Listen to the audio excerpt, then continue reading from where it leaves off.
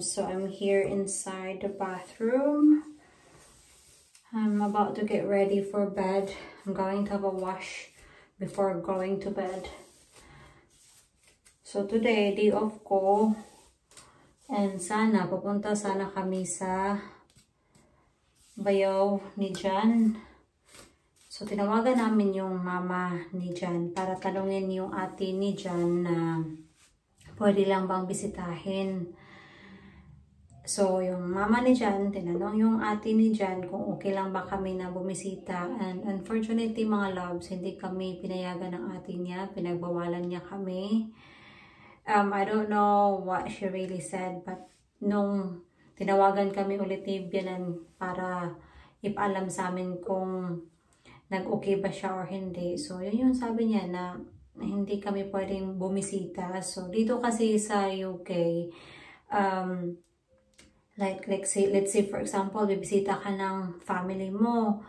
So, kahit na hindi mo sila tanungin prior to get a permission, so pupunta ka sa hospital.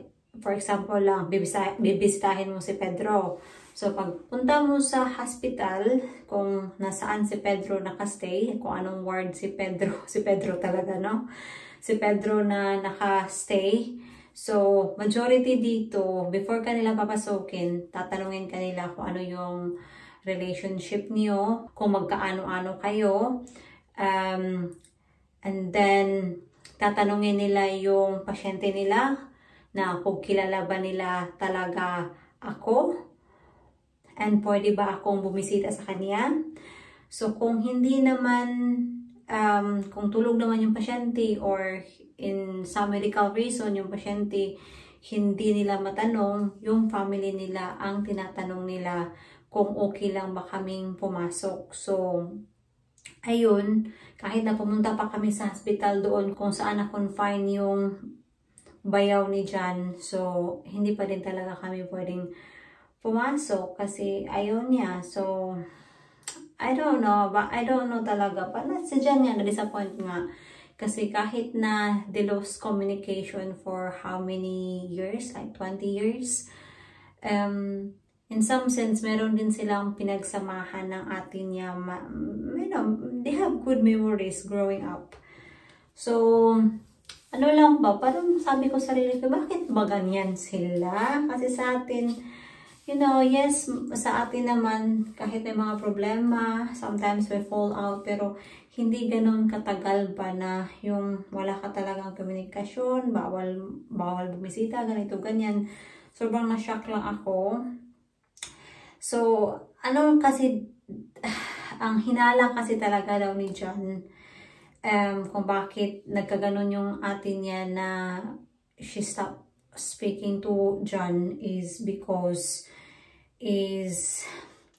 nung nag-split kasi yung parents ni Jan, so yung mama at papa nila nag-split up, both of them, they remarry, so nagpakasal sila ulit. So yung papa ni Jan nagpakasal with someone who has kids already. Wala silang anak together, so meron siyang dalawang step children, I think, something like that. I'm not sure. Pero yun yung pagkakaalala ko kung sana kwento ni Jan sa akin.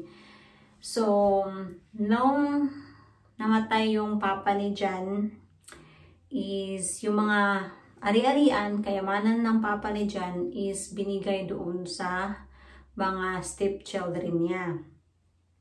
So, yung ate ni Jan, hindi siya happy sa desisyon ng papa niya.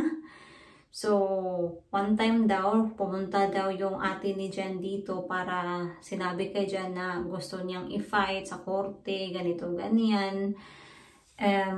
So, kailangan, kasi the more, the better kasi kung siya lang kasi yung, magpa-fight sa court, parang there is a big potential ba na she will lose the fight. So, tinatanong niya si Jan na, we'll do this together. So, yun. Pero si Jan kasi ayaw niya ng gulo kasi yun na nga, nakalagay na doon sa kasulatan, kung ano man yung kasulatan doon na lahat ng mga ari-arian ng papa nila is binigay doon sa stepchildren. So, sabi ni Jan, so ayaw ko ng gulo and I will not fight kasi there is a big possibility din kasi na kahit na kayong dalawa yung nag-ano sa korte, there's a big possibility na matatalo kayo kasi na yun, meron ng will yung papa nila. So, ayun, parang doon ata, parang nagtampo yung ate niya and simula nun, parang wala na. Sobrang cold na, tapos wala nang communication. So, yeah, it just, I don't know.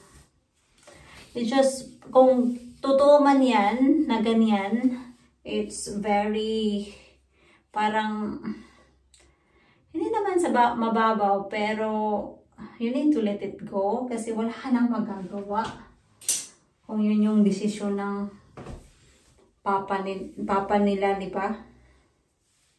Anyway, I'm just gonna get ready mga loves. And then, meron akong trabaho tomorrow. So, I will try to continue this vlog. Pero, if not, another day na naman pag day off ko, okay? Kakauwi ko lang galing sa trabaho. And another update dito sa ating media wall. So, nilagyan ni Mr. ng ganito. Para daw mas sharp yung edges ba. Ready for plaster. Ready for plaster. So, yeah. So, may nagtanong pala kung yung fire na nilagay namin dito is masusunog ba daw yung bahay namin. Hindi, oy, kasi artificial fire lang naman yun.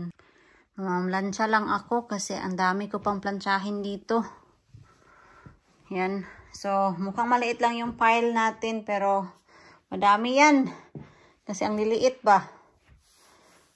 Nandito na naman ako sa back bedroom because I am sorting out things.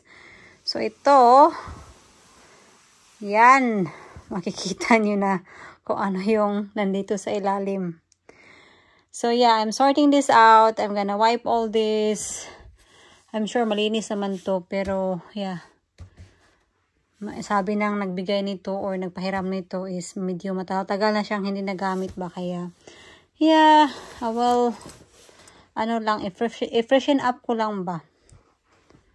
So, salamat talaga sa mga nagbigay dito. You know who you are. Ang daming nagbigay. Hindi ko na kayo maisa-isa, but yeah, grateful, very grateful. So, yeah, I need to freshen up sa mga gamit ni baby. So, binalot ko muna yung mga bagay na mga binigay sa akin or pahiram sa akin na hindi ko muna magagamit for the meantime. Tulad nito, walker, merong high chair, mga kanyan. So, meron din siyang playpen dito. Ito yung playpen and hindi ko pa ito magagamit. Kaya, ilalagay ko muna to sa loft or under the bed. Pabalutin ko sila din tapos para ma-organize na tayo dito. Nabusan na ako ng cling film mga love. So ang gagawin ko is manghihingi na lang ako kay Mr. ng yellow na cellophane. Yung kinover niya sa Range Rover niya ba. Yung vintage Range Rover. So yeah. Kasi meron pa Yan. Tinawagan ko si Jan mga loves about sa plastic cellophane na sinasabi ko sa inyo. Kasi nandoon siya sa workshop. So sabi niya, nandito daw sa extension.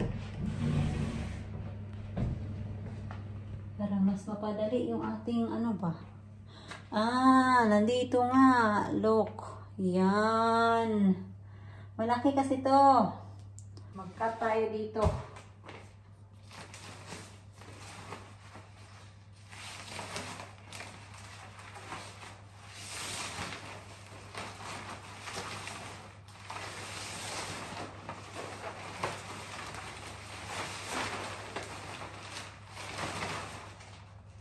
Medyo mahaba yung kukunin natin kasi meron din tayong coat doon na hindi ko muna gagamitin sa meantime.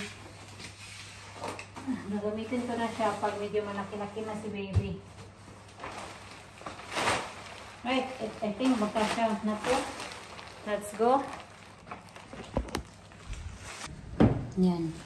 At nilagay ko na din yung ham kasi si Jan, ang kulit-kulit niya. Sabi niya, wag mong kalimutan yung ham na ilagay sa oven kasi yan yung hapunan namin ngayon. Well, yan yung hapunan niya. Kasi meron akong leftover na karning baboy na grill ko kahapon. So, I think mag-ano lang ako. Yan yung kakainin ko, rice, tapos pak choy, tapos green beans. Ilalaga ko yung mga vegetables. So, balot na yung plepen natin. So, ilalagay na natin to sa ilalim ng bed. Hindi pa ako tapos mga palangga sa aking pag-sort out ng mga baby stuff. Kasi sa daming nagbigay, halo-halo na ba yung mga pang 0 to 3 months, 3 months to 6 months, and so on and so forth. So, I need to sort out sa yung mga newborn and yung 0 to 3 months. Yun yung sinusort out ko para yan muna yung ilalabas ko or put them somewhere that I know where it is. And then yung mga medyo malaki-laki na baby stuff, ilalagay ko muna sa loft kasi I need space here. I need space. Anyway, thank you. Thank you sa nagbigay nito. Ang dami niyang binigay. Nagbigay siya ng baby Moses, baby clothes, and ito. You know who you are. Nanonood siya. So, thank you talaga. So, buksan natin. Aww. Meron tayong baby wipes.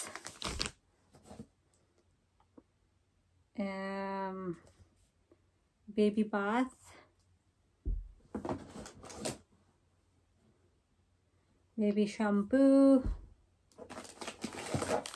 wipes again. Hindi ko lang maipakita sa inyo yung mga clothes na binigay niya, mga loves, for some reason. I am on the process as well na labhan yung mga clothes na binigay sa akin. Halo-halo na, hindi ko na matandaan kung sino yung nabigay or kung sino, kanino galing kasi pinaghalo-halo ko na yung mga, yun ang sinigregate ko na kanina yung mga 3 months newborn, 0 to 3 months and so on. So, sinigregate ko na siya. Another wipes. So, meron tayong 3 wipes. Ano to? Pacifier ba to? Yan. I think pacifier siya, mga loves. Yeah, pacifier nga. Dummy. Then, tapos, meron tayong nappy socks. Yan. Thank you. Thank you talaga. Foot mask ay meron pala siyang card. Hindi ko napansin. Sorry na. Sobrang liit kasi. Thank you so much talaga.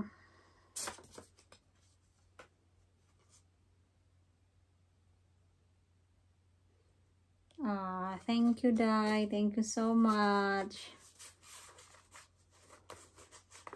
Sobrang na-appreciate ko talaga sila ba sa mga binibigay nila sa akin. Thank you talaga. So happy. And then, cotton wool. Ano to? Hand cream. Oh, I can use this at work. Yeah. Dalhin ko to kasi paubos na yung hand cream ko. And then, breast pads. Yan. Thank you. Once again. Sisit aside ko muna to. So, at least meron ng pang shower si baby. May mga nagtatanong sa akin kung ano ba daw yung gusto ko. Sabi ko, halos mga nappies lang yung gusto ko, toiletries. Basta wala akong masyadong gusto in terms of clothes kasi yun ang dami-dami kong clothes. But as I said nga, meron naman akong baby registry. So, yeah, kung ano lang yung ilalagay ko doon yun na wish list. Yun yung parang kailangan ko ba. In a way.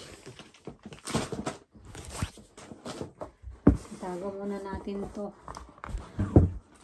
Kasi ano na, mag 8 o'clock na. And I'm gonna take a shower. Tapos, and continue this pag day off ko. Meron na naman akong trabaho tomorrow for 2 consecutive days. So, babalikan natin to tomorrow. Dumating na yung in-order ko na coconut water. Try natin mga loves.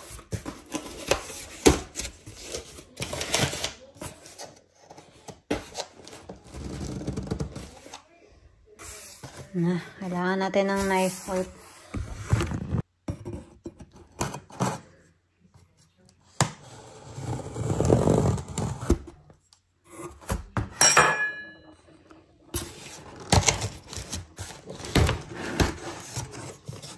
Hesitant talaga ako bumili nito kasi of course iba talaga yung fresh coconut water sa atin, pero wala naman tayong fresh coconut dito. So, try natin tong Vita Coco para hindi na pabalik-balik yung UTI natin. I don't know kung naniniwala ba kayo mga loves, but this is the best cure for UTI. Try natin. I-shake natin ng mabuti para ano talaga, ma-mix talaga siya.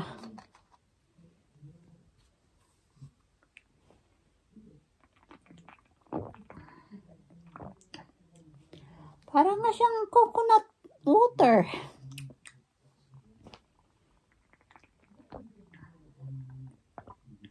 Masarap.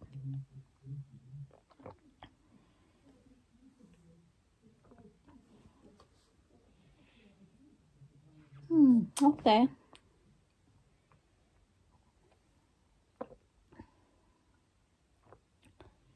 Sabi dito, coconut water, 99% fructose, 1% and then vitamin C. Okay. Fairness lasang coconut talaga. Coconut water naman talaga, sabi dito, 'di ba? So, yeah.